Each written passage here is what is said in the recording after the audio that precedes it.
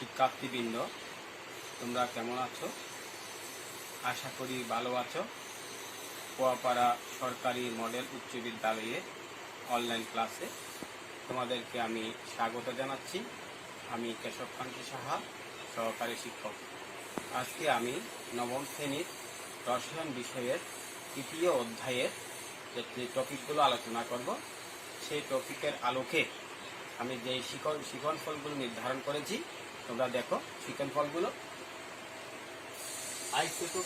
Isotope ব্যাখ্যা করতে পারব, মৌলের আপেক্ষিক পারমাণবিক ভর নির্ণয় করতে পারব, মৌলের গড় আপেক্ষিক ভর নির্ণয় করতে পারব।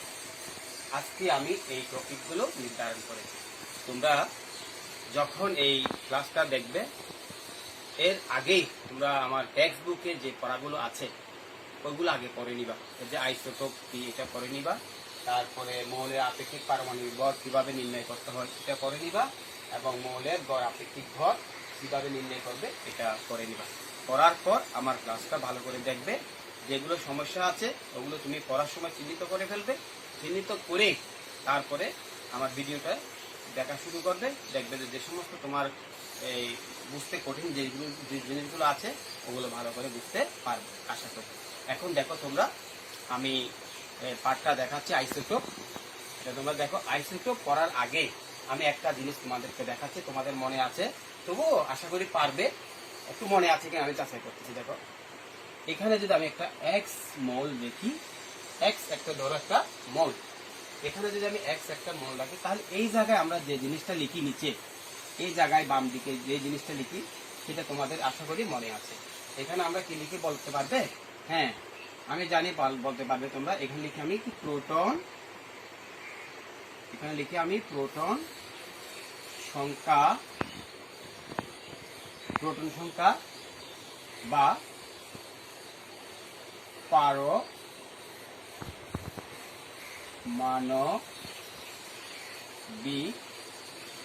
সংখ্যা। এই জায়গায় লিখি যে আমি প্রোটন সংখ্যা বা পারমাণবিক সংখ্যা। আচ্ছা, তারপরে এই জায়গায় আমরা কি লিখি আশা করি বলতে পারবে, মনে পড়ছে?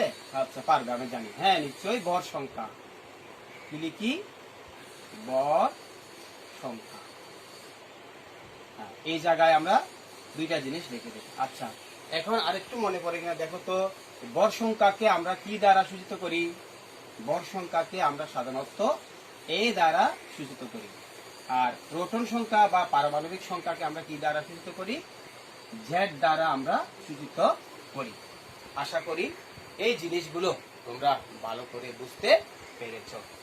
আচ্ছা, এখন আমি একটি চার্ট দেখাচ্ছি, ওই চার্টেরটা একটু লক্ষ্য করো।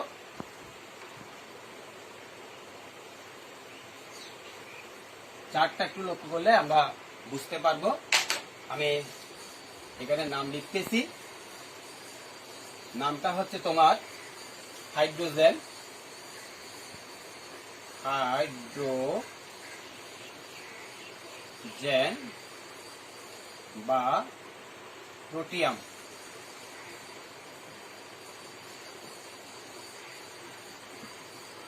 হাইড্রোজেন বা প্রোটিয়াম, এটা হচ্ছে মৌলের নাম। এই নামটা লিখলাম। তারপরে এখানে লিখবো তার প্রতীক।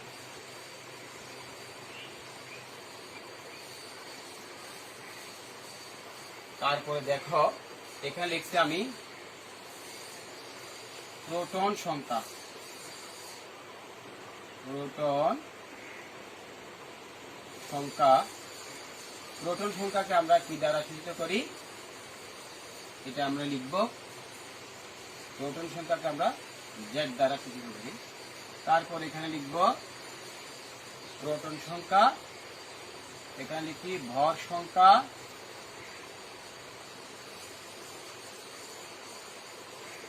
এই জায়গায় আমি লিখতেছি তোমার নিউট্রন সংখ্যা। নিউট্রন সংখ্যা।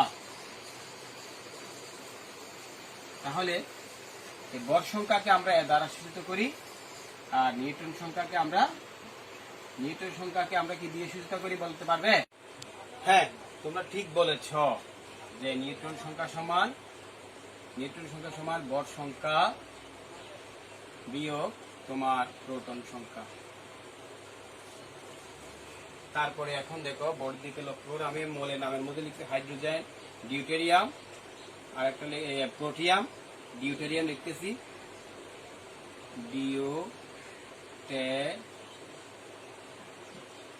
ডিউটেরিয়াম, আর একটা লিখলাম যে ট্রিটিয়াম।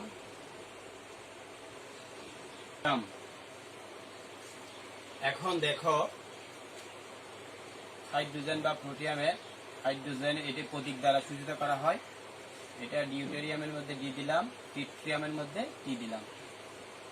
এর প্রতীকের প্রোটন সংখ্যা 1 1 1, ভর সংখ্যাটা দিলাম 1 2 3।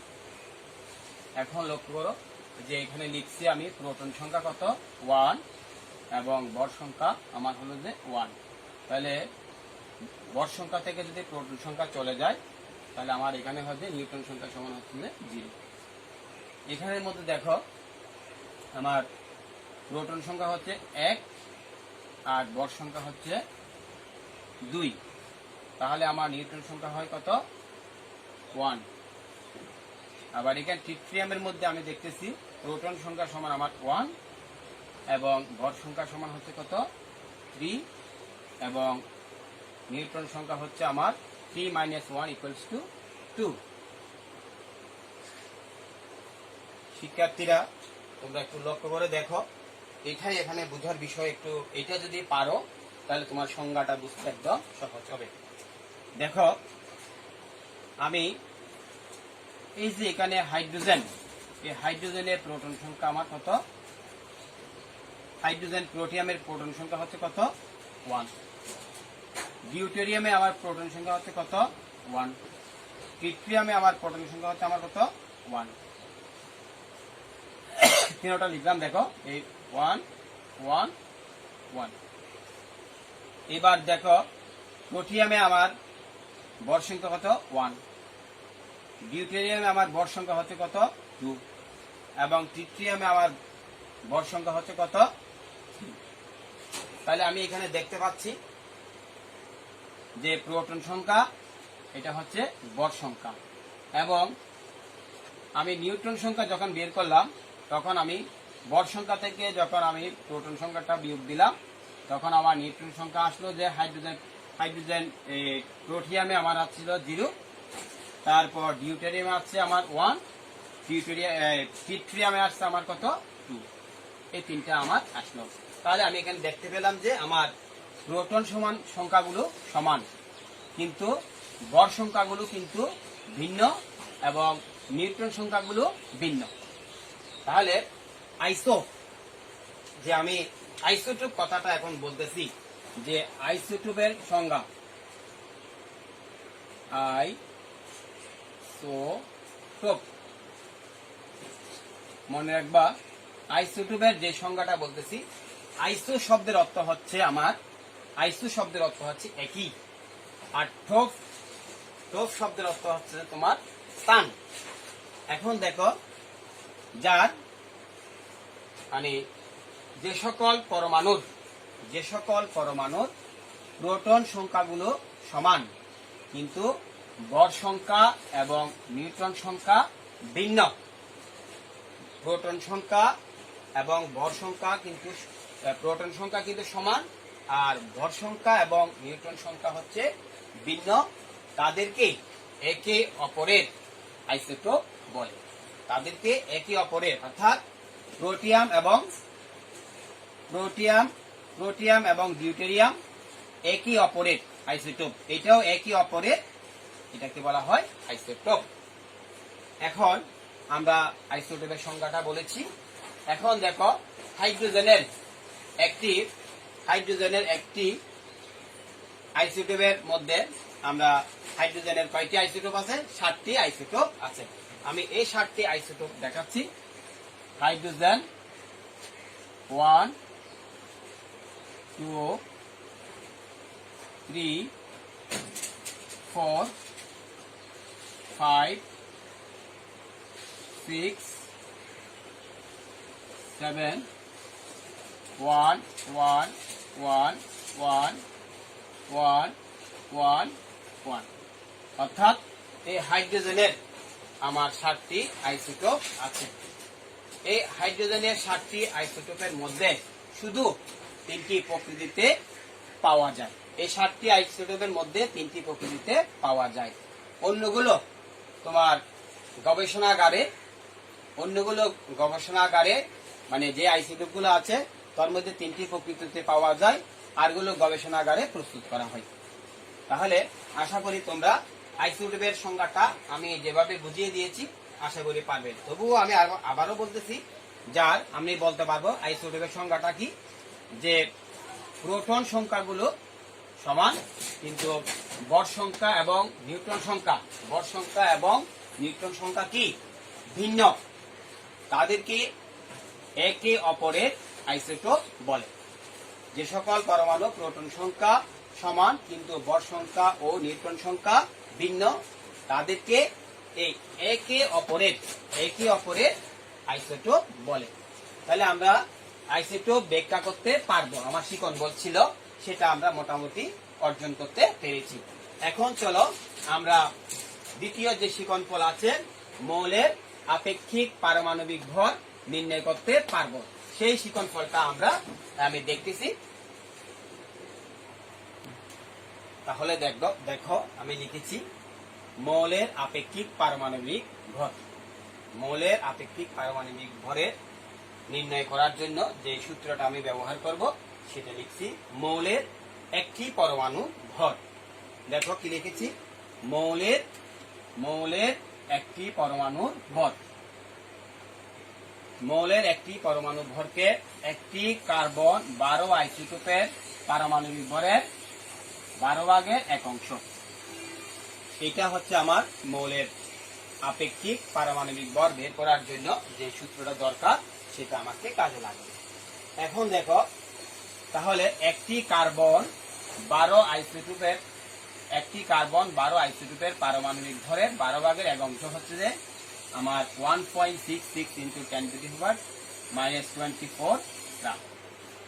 এখন এই সূত্রের মাধ্যমে দেখো মৌলের আপেক্ষিক পারমাণবিক ভর আমি বের করতে পারি। আবার দেখো এখানে 3টা জিনিস আছে, একটা আছে মৌলের আপেক্ষিক পারমাণবিক ভর, এটা আছে যে মৌলের আপেক্ষিক পারমাণবিক ভর, আর একটা আছে মৌলের একটি পরমাণুর ভর, আর দেওয়া আছে আমার এই একটি কার্বন 12 আইসোটোপের পারমাণবিক ভরের 12/1। এখানে আমার অংশ আছে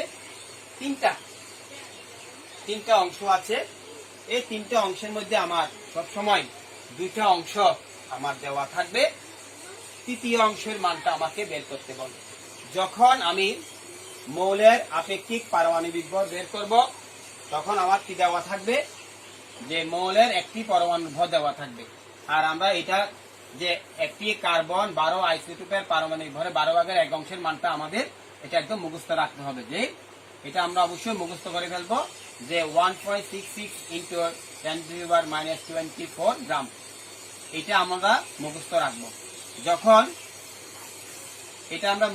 যখন যে মৌলের আপেক্ষিক পারমাণবিক ভর বের করতে আমাকে বলবে, তখন আমি মৌলের একটি পরমাণুর ভর দেওয়া থাকবে। যদি মৌলের একটি পরমাণুর ভর দেওয়া থাকে, এই মৌলের একটি পরমাণু ভরকে 1.66 × 10⁻⁻24 দ্বারা ভাগ করলে আমি ওই মৌলের আপেক্ষিক পারমাণবিক ভর পেয়ে যাব। তাহলে দেখো একটা উদাহরণ আমি বোর্ডে লিখেছি, যে অ্যালুমিনিয়াম এর একটি পরমাণুর ভর 4.482 × 10⁻⁻23 গ্রাম। এখন এটার মান যদি আমি বের করতে, অ্যালুমিনিয়ামের আপেক্ষিক পারমাণবিক ভরটা কিভাবে বের করব, লিখব যে অ্যালুমিনিয়াম এর আপেক্ষিক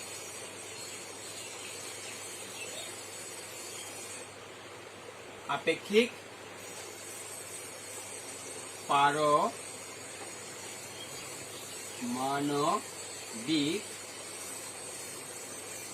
ভর ইকুয়ালস টু যে লিখবো যে একটি মৌলের একটি পরমাণুর ভর। তাহলে অ্যালুমিনিয়ামের একটি মৌলের পরমাণুর ভর কত দেওয়া আছে আমার?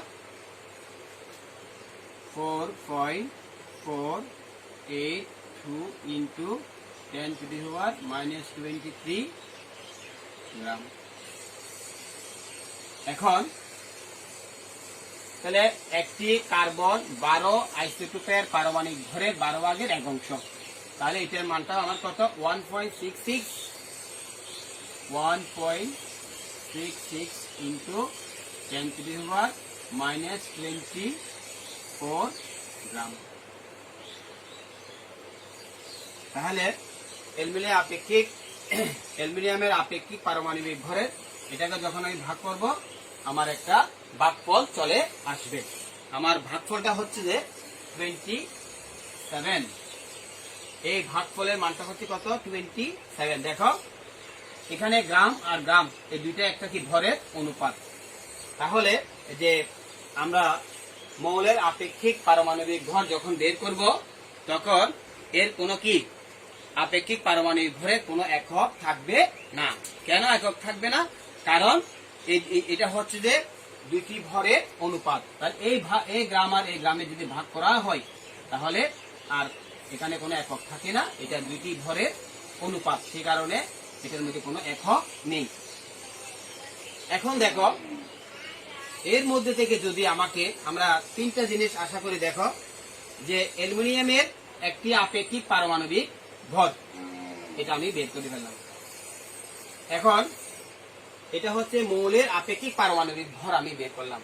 যদি আমাকে বলে যে মৌলের একটি পরমাণুর ভর, আমাকে বলে যে মৌলের একটি পরমাণুর ভর, আমি এটা কিভাবে বের করতে পারবো?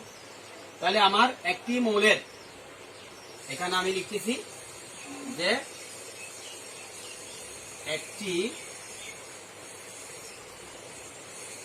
একটি পরমাণুর ভর, একটি পরমাণুর ভর, একটি পরমাণুর ভর।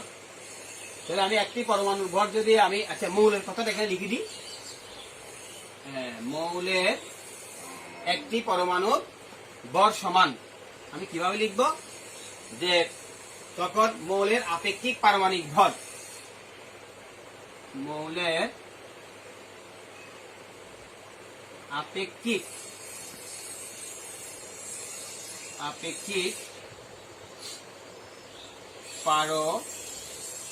পারমাণবিক ভর গুণন আমরা দিব 1.66 ইন্টু 10⁻⁻24 গ্রাম। তাহলে মৌলের একটি পরমাণু, অর্থাৎ যে কোনো মৌলের আমি যদি একটি পরমাণুর ভর বের করতে চাই, তাহলে মৌলের আপেক্ষিক পারমাণবিক ভর তখন কি থাকবে? আমার দেওয়া থাকবে। তাহলে মৌলের আপেক্ষিক পারমাণবিক ভরকে আমি যদি 1.66 ইন্টু 10⁻⁻24 দ্বারা গুণ করি, যে মানটা আমি পাবো সেটা হবে যে ওই মৌলের একটি পরমাণুর ভর আমরা এভাবে বের করতে পারি। আশা করি তোমরা মৌলের আপেক্ষিক পারমাণবিক ভর কিংবা একটা মৌলের যে পারমাণবিক ভর, একটা মৌলের পরমাণুর ভর কিভাবে আমরা বের করতে পারি সেটা তোমরা এই সূত্রের মাধ্যমে পারবা।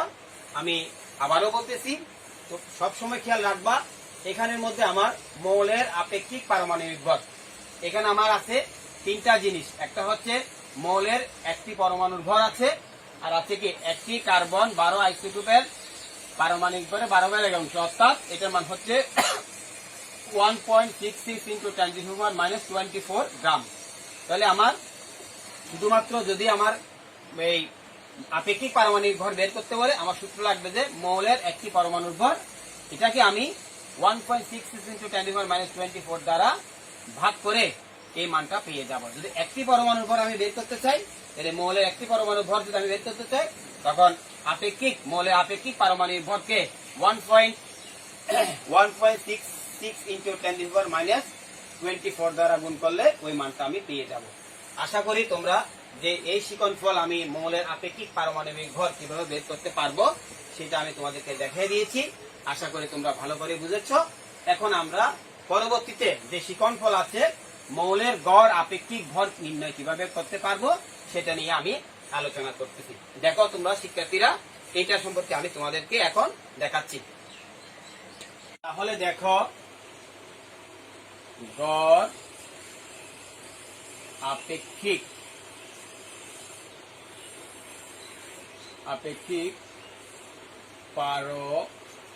পারমাণবিক ভর P into M plus Q into N by 100। তাহলে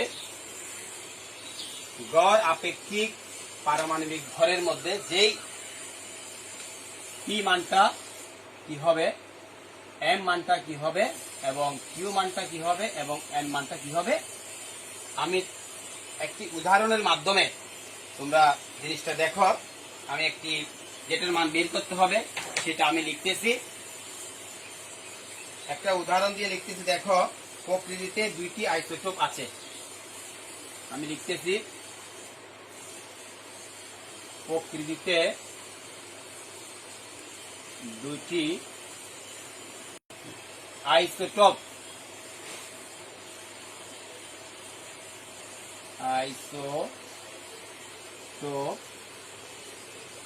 আছে।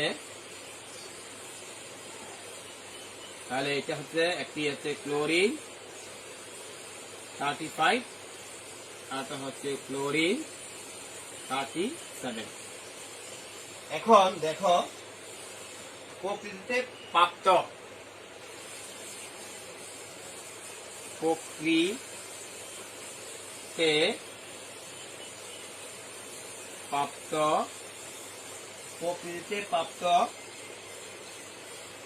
ক্লোরিন 35 এর শতকরা পরিমাণ হচ্ছে আমার কত, 75%। এবং প্রকৃতিতে প্রাপ্ত ক্লোরিন 37 এর শতকরা পরিমাণ 25%। এখন দেখো,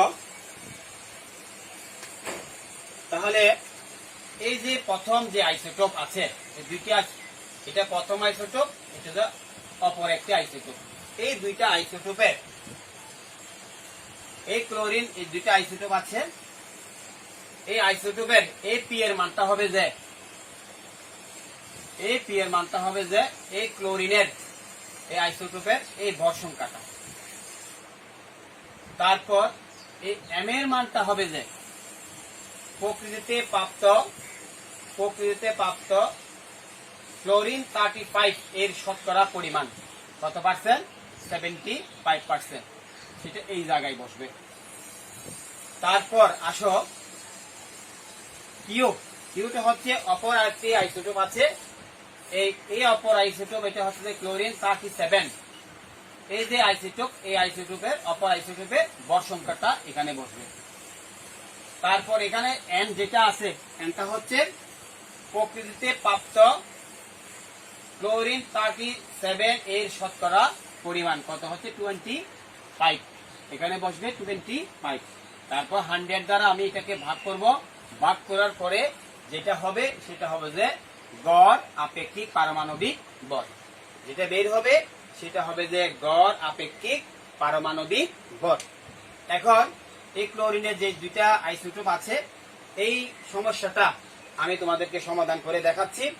মানটা বসিয়ে দিচ্ছি। দেখো আমার পি হচ্ছে যে ক্লোরিনের, যে আমি যখন অঙ্কটা করব যে পি হচ্ছে যে ক্লোরিনের যেটা আইসোটোপের ভর সংখ্যা, এটা হচ্ছে যে 35 গুণন প্রকৃতিতে প্রাপ্ত ক্লোরিনের শতকরা পরিমাণ হচ্ছে 75 প্লাস কিউটা হচ্ছে আমার অপর আইসোটোপের ভর সংখ্যাটা হচ্ছে 37 গুণ এনটা হচ্ছে প্রকৃতিতে প্রাপ্ত যে ক্লোরিনের শতকরা, ক্লোরিন 37 এর শতকরা পরিমাণটা হচ্ছে কত 25। এটাকে আমি 100 দ্বারা কি করব ভাগ করব। ভাগ করার পরে আমার যে মানটি আসবে সেটা হচ্ছে যে আমি লিখতেছি, দেখো 35.5। এটাকে মান ভাগ করলে এটাই আসে। এটা হচ্ছে যে এইটা হচ্ছে তোমার ক্লোরিনের দুইটা আইসোটোপ আছে। এই দুইটা আইসোটোপের আমাকে যখন আমি লিখবো এখানে পারমাণবিক ভরের জায়গায় যে গড় আপেক্ষিক পারমাণবিক যে সূত্রটা লিখেছি, যখন যেই মৌল হবে সেই মৌলের তোমার আপেক্ষিক পারমাণবিক ভর লিখবে। যদি বলে যে ক্লোরিনের গড় আপেক্ষিক পারমাণবিক ভর সমান, ক্লোরিনের গড় আপেক্ষিক পারমাণবিক ভর সমান P into M plus Q into N by 100। এই সূত্র দিয়ে আমি কি করতে পারি, গড় পারমাণবিক ভর বের করতে পারি। দেখো এখানের মধ্যে দেখো কি কি জিনিস রয়েছে আমার। দেখো একটা আছে যে গড় আপেক্ষিক পারমাণবিক ভর, পিটা হচ্ছে আমার প্রথম আইসোটোপের ভর সংখ্যা গুণ এমটা হচ্ছে প্রকৃতিতে প্রাপ্ত প্রথম আইসোটোপের শতকরা পরিমাণ যোগ কিউটা হচ্ছে আইসোটোপের অপর আইসোটোপের ভর সংখ্যা এবং এনটা হচ্ছে প্রকৃতিতে প্রাপ্ত এর শতকরা পরিমাণ। এটাকে 100 দ্বারা ভাগ করে গড় আপেক্ষিক পারমাণবিক ভর আমি বের করতে পারি। এখন দেখো আরেকটা সমস্যা এভাবে সৃষ্টি করতে পারে যে আমার ক্লোরিন 35 এর ভর সংখ্যা দেওয়া আছে, ক্লোরিন 35 এর ভর সংখ্যা দেওয়া আছে, ক্লোরিন 37 এর ভর সংখ্যা দেওয়া আছে এবং গড় আপেক্ষিক পারমাণবিক ভর দেওয়া আছে। কিন্তু আমাকে বের করতে বলবে প্রকৃতিতে প্রাপ্ত ক্লোরিন 35 এর শতকরা পরিমাণ কত। আবার বলতে পারে প্রকৃতিতে প্রাপ্ত ক্লোরিন 37 এর শতকরা পরিমাণ কত। এই দুইটা জিনিস আমাকে বের করতে বলতে পারে, আর আমার তখনই এই মানটা দেওয়া থাকবে যে গড় আপেক্ষিক পারমাণবিক ভর এই মানটা দেওয়া থাকবে, এই পি এর মানটা দেওয়া থাকবে, কিউর মানটা দেওয়া থাকবে, আর আমাকে বের করতে বলবে এম এবং এন। প্রথম আইসোটোপের প্রকৃতিতে প্রাপ্ত শতকরা পরিমাণটা কত এবং প্রকৃতিতে প্রাপ্ত পরে অপর আইসোটোপের শতকরা পরিমাণটা কত। এই ধরনের যদি আমার সমস্যা থাকে তখন আমি কি করব, প্রথমে আমি যে প্রকৃতিতে প্রাপ্ত যে শতকরা পরিমাণকে আমি x% দিব। এরপরে কি করব, যে অপর যেটা শতকরা পরিমাণ আছে সেটা আমি কি করব 100 থেকে ওই x% আমার কি দিব, x% আমি বিয়োগ করে দিব। এখান থেকে প্রথমটা x% ধরবো, তারপরে 100% থেকে এটা বিয়োগ করে দিলে অপর আইসোটোপের আমি শতকরা পরিমাণটা বের করব। এটা বের করিয়া তাহলে আমার এটা প্রথমটা আমি বের করলাম, প্রথম আইসোটোপের ভর বের করলাম, এই যে প্রকৃতিতে প্রাপ্ত শতকরা পরিমাণ বের করলাম এবং অপর আইসোটোপের শতকরা পরিমাণ বের করলাম। এটা তখন এই সূত্রের মধ্যে এ পি এর মান আছে আমার, এই এম এর মানটা এখান থেকে বসাবো,